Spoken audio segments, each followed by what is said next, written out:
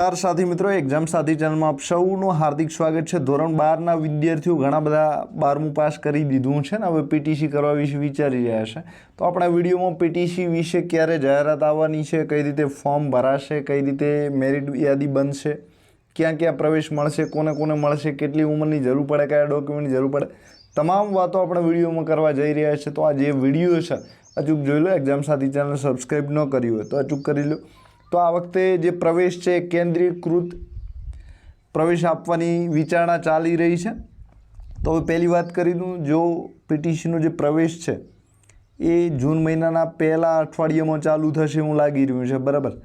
તો હવે આ જે પ્રવેશ છે કેન્દ્રીયકૃત ભરતીનો મતલબ છે ગાંધીનગરથી સીધું તમારે ધોરણ 12નું જે પ્રમાણેનું મેરિટ હશે એ મેરિટ પ્રમાણે પીટીસીની ફાળવણી, પીટીસી કોલેજોની ફાળવણી ત્યાંથી થઈ જશે। તો આને કેન્દ્રીયકૃત કહેવાય। વિકેન્દ્રીકૃતનો મતલબ છે જે તે કોલેજમાં જઈને તમારે ફોર્મ ભરવાનું અને જે તે કોલેજની મેરિટ યાદી બને।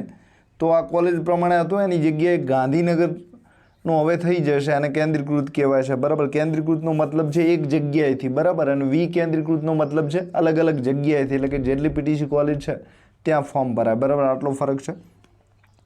તો જે જાહેરાત છે જૂનના પહેલા અઠવાડિયામાં આવશે। હવે આ જે જાહેરાત છે ક્યાં આવશે, તો જે છાપા છે, અખબાર છે એમાં આવશે જાહેરાત, એટલે કે તમારે ત્યાંથી તમને ખબર પડશે। હવે ધોરણ 12ના જે તમારા કુલ ગુણ છે, પ્રાયોગિક ગુણ સાથે, પ્રેક્ટિકલના ગુણ સાથે જે ટકાવારી છે એના ઉતરતા ક્રમમાં, એટલે કે જેને હાઈએસ્ટ ગુણ હશે, વધારે ટકા હશે એ મેરિટ યાદીમાં ઉપર હશે અને જેના ઓછા ગુણ હશે એ મેરિટ યાદીમાં નીચે હશે। હવે પ્રવેશ યાદી એટલે કે જ્યારે પણ આ તમારી મેરિટ યાદી બની જાય છે ને તમારે કોલ લેટર નીકળશે કે હવે તમને પ્રવેશ માટે કોલેજ આપવાની છે તો ગાંધીનગર આવો, બરાબર। તો એના માટે તમારે તમામ અસલ પુરાવા લઈને જવાના રહેશે। અસલ પુરાવાનો મતલબ છે અસલ ડોક્યુમેન્ટ, બરાબર, કયા હશે એની આપણે વાત કરશું। અને એ ગાંધીનગર તમારે ચેક કરાવવાના રહેશે, એટલે કે ત્યાંથી તમને જે તે પીટીસી કોલેજ મળશે। હવે ઉમેદવારોને કોને પ્રવેશ મળી શકે છે, તો જે પણ વિદ્યાર્થીઓ ધોરણ 12 પાસ કરેલું હોય। હવે ધોરણ 12 પાસ જે છે એ આર્ટ્સવાળા ચાલે, પછી કોમર્સવાળા હોય એ પણ પીટીસી કરી શકે, અને સાયન્સવાળા છે એ પણ પીટીસી કરી શકે। ઉત્તર બુનિયાદીમાં ભણ્યા હોય એ વિદ્યાર્થીઓ પણ પીટીસી કરી શકે છે, એટલે કે ધોરણ 12 ભણેલા જે તમામ વિદ્યાર્થીઓ છે પીટીસી કરી શકે છે। હવે જે સાયન્સવાળા છે એમને 30% અનામત હોય છે। કેટલું હોય છે? 30%, એટલે કે સાયન્સવાળા 100માંથી 30 વિદ્યાર્થીઓ જે તે પીટીસી કોલેજમાં એડમિશન લઈ શકે છે, એટલે કે 1000 જગ્યાઓ હોય તો 300 વિદ્યાર્થીઓ સાયન્સવાળા એડમિશન લઈ શકે છે। અને બાકીના તમામ પ્રવાહો, એટલે કે સામાન્ય પ્રવાહ આર્ટ્સ છે, કોમર્સ છે અને બુનિયાદી પ્રવાહ છે, એમના માટે 70% જગ્યાઓ અનામત હોય છે। કેટલી હોય છે? 70%। હવે જે ધોરણ 12 પાસ છે એમાં સામાન્ય કેટેગરીના જે પણ ઉમેદવારો છે એમને 50% જરૂર પડે। કેટલા ટકા 12મામાં હોય, એટલે કે જનરલ કેટેગરીના ઉમેદવારોને 50% હોય, કુલ 50% નીચે થવા પડે। કોઈ વિષયમાં 36 ગુણ હોય ને કોઈમાં 70 હોય, એનાથી કોઈ મતલબ નથી। કુલ કેટલા ટકા થવા પડે? 50, બરાબર। તો 50% જેને પણ 12મામાં હોય અને જનરલ કેટેગરી હોય એ તમામ ફોર્મ ભરી શકે છે। હવે તે સિવાય એસસી છે, એસટી છે, ઓબીસી છે, ઈડબ્લ્યુએસ કેટેગરી છે, તો આ કેટેગરીના ઉમેદવારોને 45% આવેલા હોય તો પણ ફોર્મ ભરી શકે છે। કેટલા ટકા? તો કે 45%। જનરલ માટે 50 છે અને બાકીની તમામ કેટેગરીઓ માટે કેટલા ટકા છે? 45% છે, એટલે કે 5% ઓછા હોય છે। હવે જે પણ વિદ્યાર્થીઓ પૂરક પરીક્ષામાં ઉત્તીર્ણ થયેલા હોય છે તો એ વિદ્યાર્થીઓને ચાલુ વર્ષની જે પીટીસીનું એડમિશન થતું હોય છે એમાં ફોર્મ ભરી શકતા નથી, બરાબર।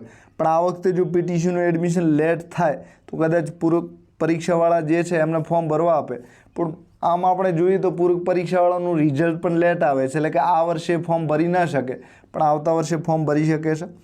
હવે ધોરણ 10ના કોઈ પણ બોર્ડમાંથી પરીક્ષા પાસ કરી હોય તો એ તમામ બોર્ડ અહીં પીટીસી કરવા માટે માન્ય છે, એટલે કે અન્ય રાજ્યના હો, ગુજરાતના હો, આઈસીએસઈ હોય, સીબીએસઈ બોર્ડ હોય, પછી આપણું જીશેબનું બોર્ડ હોય તો ત્યાંથી તમે ફોર્મ ભરી શકો છો। હવે વય મર્યાદા કેટલી હોય છે, તો જે પણ જનરલ કેટેગરીના ઉમેદવારો છે, જનરલ કેટેગરીના, એમના માટે 24 વર્ષ જુલાઈમાં ક્યારે થવા જોઈએ? તો જુલાઈની જે પહેલી તારીખ છે ત્યાંથી થવા જોઈએ 24 વર્ષ, તો એ ફોર્મ ભરી શકે છે. તો આ વર્ષે જુલાઈ 2026થી 24 વર્ષ ગણાશે, બરાબર. પછી જનરલ સિવાય ને SC, ST, OBC, EWS category છે તો એમને 5 વર્ષની છૂટછાટ મળે છે.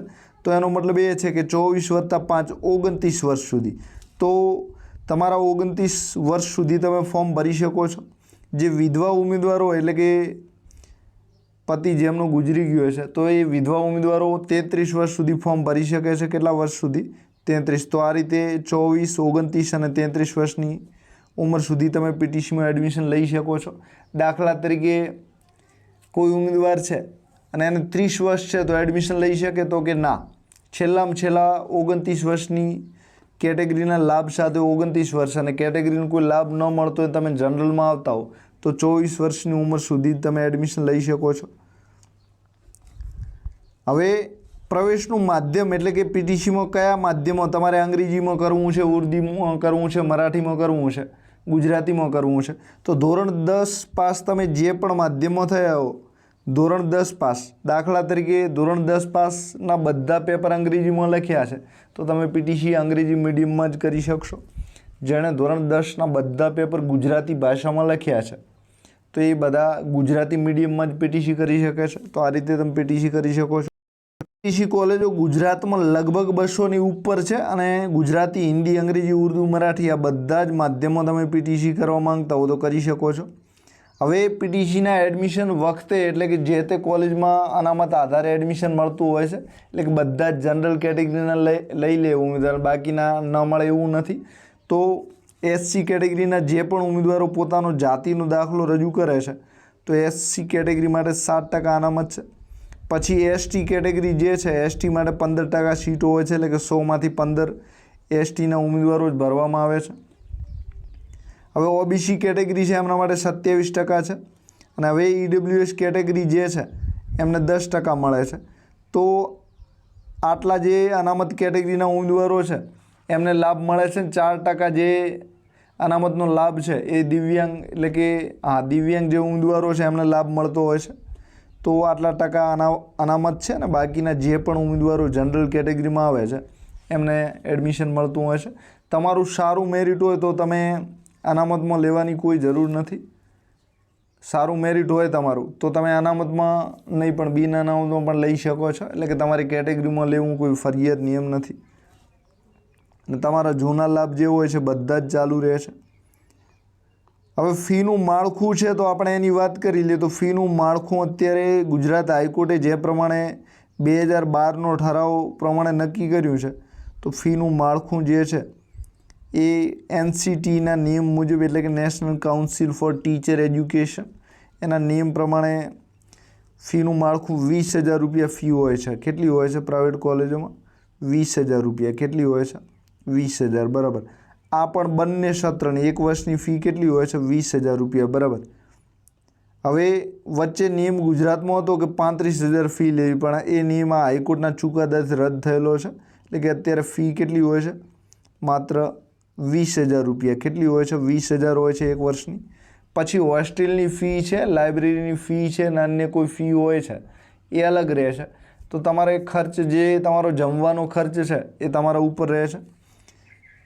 કેન્દ્રીય પ્રવેશ પ્રક્રિયા, મેરિટ અને નિયમો. તો હવે જે કેન્દ્રીય પ્રવેશ પ્રક્રિયાની અત્યારે ચર્ચા ચાલી રહી છે એટલે કે કેન્દ્રીકૃત સેન્ટ્રલાઇઝ સિસ્ટમથી આ વખતે પીટીસીના એડમિશન થશે. તો એમાં સૌપ્રથમ તમારે ઓનલાઈન ફોર્મ ભરવાના હોય છે. પછી ફોર્મ ભર્યા પછી મેરિટ યાદી બહાર પડે છે. પછી જે સીટ છે એની વહેંચણી થતી હોય છે. એટલે એ સીટોની વહેંચણી માટે તમારે ગાંધીનગર જવું પડે છે. ત્યાં કઈ રીતે જવાનું છે? તો એના માટે કોલ લેટર નીકળશે. શું નીકળશે? કોલ લેટર નીકળશે. હવે પછી ત્યાં જેનું મેરિટ વધારે છે એમને પહેલાં બોલાવવામાં આવશે ને આ રીતે કોલેજોની ફાળવણી છે એ સીધી ગાંધીનગરમાં મોટું ટીવી હશે એ ટીવીમાં એક પછી એક ઉમેદવારોને મેરિટ વાઇઝ બોલાવશે અને જ્યાં જગ્યા ખાલી છે એ પ્રમાણે તમને એડમિશન મળશે. અને કોલેજોની ફાળવણી સાથે સાથે તમારું ડોક્યુમેન્ટ વેરિફિકેશન છે એ પણ થતું હોય છે. તો આ 4 કામગીરી ગાંધીનગર થાય છે અને 5મી કામગીરી ફી ભરવાનું જે છે એ તમારે કરવાનું હશે. હવે મેરિટ યાદીમાં ધોરણ 12ના વિદ્યાર્થીઓને 76 વાળા 2 વિદ્યાર્થી છે તો એમાં પહેલો નંબર મેરિટમાં આગળ કોણ રહેશે? તો ધોરણ 10નું મેરિટ ત્યાં ધ્યાનમાં લેવામાં આવશે. હું સરખું થાય. હવે ધોરણ 10નું મેરિટ પણ સરખું હોય તો જન્મ તારીખ ધ્યાનમાં લેવામાં આવે છે. હવે તમે ખોટા પ્રમાણપત્રો છે એ રજૂ કરીને ક્યાં એડમિશન લ્યો છો તો 2 વર્ષ સુધી તમે ગેરલાયક ઠરો છો અને તમારી ફી પણ તમને પાછી મળતી નથી. હવે વર્તણૂક, શિસ્ત અને મહત્ત્વની સૂચનાઓ વિશે આપણે વાત કરી લઈએ. તો તાલીમ કાર્ય દિવસ ફરજિયાત હાજરી તમારે આપવી પડે છે અને ગેરહાજરી હોય તો એના માટે ડૉક્ટરી કે વાલીનું પત્ર છે તમારે રજૂ કરવો પડે છે. હવે તમે ગેરહાજર રહી શકો છો પણ બિલકુલ ઓછા દિવસો, બરાબર. ધાર્યા પ્રમાણે 2 વર્ષ તમે ગેરહાજર રહો એવું બની શકતું નથી. હવે તમે ડીએલ છે એની સાથે એને નિયમિત અભ્યાસક્રમ ન કરી શકાય, એટલે કે રેગ્યુલર અભ્યાસક્રમ તમે પીટીસી ને આ ડીએલ જે છે ડીએલઈડી છે એની સાથે રેગ્યુલર અભ્યાસ ન કરી શકો. પણ તમે એક્સ તરીકે, જેને એક્સટર્નલ તરીકે ઓળખાય છે, કોલેજ કરવા માંગતા હો તો કરી શકો છો. પીટીસી સાથે તમારે એક્સટર્નલ એક્સ તરીકે કોલેજ કરવું હોય તો કરી શકો છો. એક્સ તરીકે તમે કરી શકો છો. એક્સનું બીજું નામ શું છે? એક્સટર્નલ તરીકે તમે કરી શકો છો. ક્યાં ક્યાં થાય છે? તો એચએનજી યુનિવર્સિટી છે, ગુજરાત યુનિવર્સિટી છે, બાબા સાહેબ આંબેડકર યુનિવર્સિટી છે. ત્યાં બધે જ એક્સ તરીકે તમારું જે છે એ સ્નાતક ગ્રેજ્યુએશન થતું હોય છે. તો તમારા માટે બેસ્ટ રસ્તો એ છે કે 3 વર્ષમાં પીટીસી અને કોલેજ બંને પૂર્ણ થઈ શકે છે. એમાં પીટીસી તમારે રેગ્યુલર કરવાનું અને જે કોલેજ છે એના માટે તમારે એક્સ તરીકે કરવાનું. તો આ રીતે તમે પીટીસી અને કોલેજ બંને એકસાથે કરી શકો છો, બરાબર. પણ તમે કોલેજ રેગ્યુલર કરો છો ને પીટીસી એક્સ તરીકે કરો છો તો એવું ના થાય. પીટીસી તમારે ફરજિયાત રેગ્યુલર જવું પડે અને કોલેજ જે છે એ ઘરે બેઠા તમે પરીક્ષા આપી શકો છો. તો આ રીતે 2 રીતે તમે પીટીસી ને કોલેજ એક સાથે કરી શકો છો, બરાબર. હવે એના માટેની વેબસાઇટનું નામ છે dpgujarat.government.in છે. ત્યાં પીટીસી કોલેજોનું લિસ્ટ છે. તમારે એડમિશન માટેની જે જાહેરાત આવવાની છે એ પછી જે સુધારા છે, ઠરાવ છે, પરિપત્રો છે, બધું જ તમને આ વેબસાઇટ ઉપર મળી જશે. પાછળ તમારે પીટીસી લખવાનું છે. પાછળ શું લખવાનું છે? પીટીસી લખવાનું છે, બરાબર. તો આ રીતની એડમિશન પ્રક્રિયા છે. હવે તમારા મનમાં હજુ પણ કોઈ પ્રશ્ન હોય તો તમે કોમેન્ટ હજુ કરી શકો છો. સાથે આપણી એક્ઝામ સાથી યુટ્યુબ ચેનલ સાથે સાથે આપણા મોબાઈલ એપ્લિકેશન પણ ચાલે છે, આપણી વેબસાઇટ પણ ચાલે છે. તો ત્યાંથી તમે પીટીસીમાં ભણતા હો અને ટેટ 1ના કોર્સ તમારે ખરીદવા હોય તો આપણે ટૂંક સમયમાં એટલે કે 1-8 મહિનામાં ચાલુ કરવા જઈ રહ્યા છે. તો તમે લઈ શકો છો. અત્યારે ગુજરાતમાં જે છે એ પીટીસી કોલેજોની જે સંખ્યા છે 195 હતી અને એના પાછળથી 10 જેવી એડ કરી છે. તો આ બધી જ કોલેજો એનસીટીઈ માન્ય હોય એ તમારે ખાસ ધ્યાન રાખવાનું છે. હવે કેન્દ્રીકૃત ભરતી થઈ જશે તો તમારે આની ચિંતા નથી કરવાની, કારણ કે સીધી ગાંધીનગરથી આ કોલેજો બતાવવામાં આવશે. હવે એક મેનેજમેન્ટ કોટા વિશે આપણે વાત કરી લઈએ. તો જે મેનેજમેન્ટ કોટા છે એમાં 100 બેઠકો હોય તો એમાંથી 15% બેઠકો અનામત હોય છે. એટલે કે મેનેજમેન્ટ કોટામાં પણ એડમિશન થતા હોય છે. તો એ તમે ડોનેશન આપીને એડમિશન આવા લઈ શકો છો. તો એમાં ઇન્ટેકમાં 50 બેઠકો હોય તો એમાં મેનેજમેન્ટ કોટા હેઠળ 8 બેઠકોમાં પ્રવેશ મળતો હોય છે. 100 બેઠકો હોય તો 15 બેઠકો પર પ્રવેશ મળતો હોય છે. તો આ રીતે સામાન્ય બેઠકની કોઈ જનરલની બેઠક ખાલી રહે તો મેનેજમેન્ટ કોટામાં ભરી શકાતી નથી. તો આ બધી જ વિગતો જે ઉપયોગી હતી આપણે ચર્ચા કરી લીધી છે. હજુ પણ તમારે મનમાં કોઈ પ્રશ્ન હોય તો કોમેન્ટ કરી શકો છો. ડોક્યુમેન્ટની આપણે એક વાત કરી લઈએ, બાકી રહી ગઈ છે.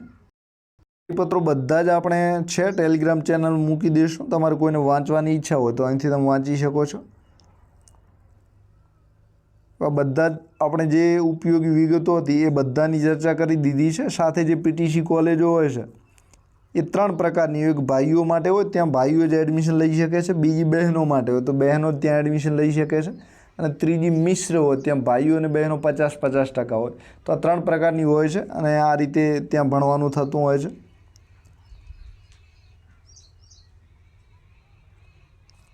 બીજી આપણે જે વિગતો છે એ ડોક્યુમેન્ટની એક ચર્ચા કરવાની બાકી છે.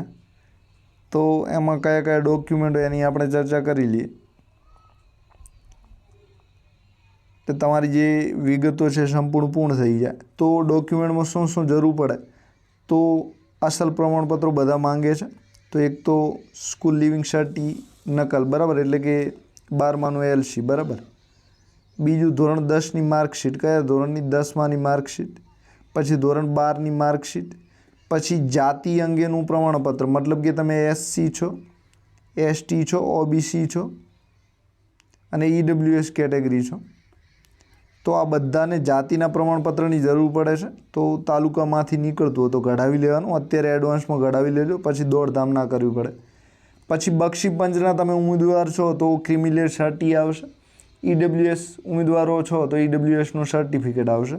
વિધવા અને દિવ્યાંગ હો તો એનું સર્ટિફિકેટ તમારે રજૂ કરવું પડશે. તો આટલા ડોક્યુમેન્ટની તમારે જરૂર પડે છે. સાથે તમારી પાસે ધોરણ 12નું ટ્રાયલ સર્ટિફિકેટ છે, આ પણ જોડે જોડે માંગશે, તો ટ્રાયલ સર્ટિફિકેટને એ પણ તમારી સાથે રાખજો. પછી એક ક્રેડિટ સર્ટી આવે છે, એમાં જન્મ તારીખને તમારું નામનું બધું લખેલું હોય છે, તો એ સર્ટી પણ માંગે છે, તો એ પણ ધોરણ 10માનું રજૂ કરવાનું રહેશે. તો આટલી વિગતો તમારે હોય છે. આ 2025માં આ રીતનું ફોર્મ હતું, બરાબર. શું શું વિગતો ભરવાની હતી તમે જોવા માંગતા જોઈ લો. આ વખતે એ બધું બદલાઈ જશે ને તમારે ઓનલાઈન ફોર્મ ભરવાનું રહેશે. તો જૂનના પહેલા અઠવાડિયામાં કામગીરી છે ચાલુ થશે. સાથે વિડીયો પસંદ પડ્યો હોય તો કોમેન્ટ અચૂક કરી શકો છો. મનમાં કોઈ પ્રશ્ન હોય તો પણ કોમેન્ટ કરી શકો છો. એક્ઝામ સાથી ચેનલ ઉપર તમે PTC કોલેજોની લિસ્ટ જોવા માંગતા હો તો ગઈ સાલનો વિડીયો પડ્યો છે, ત્યાં 195 PTC કોલેજોને આપણે ચર્ચા કરી દીધી છે, તો ત્યાંથી તમે જોઈ શકો છો. સાથે PDF એની ડાઉનલોડ કરવી તો આપણી ટેલિગ્રામ જે ચેનલ છે એમાં આ PDF પડી છે, તો એ પણ તમે ડાઉનલોડ કરી શકો છો. તો આપ સૌનો આભાર. Thank you very much.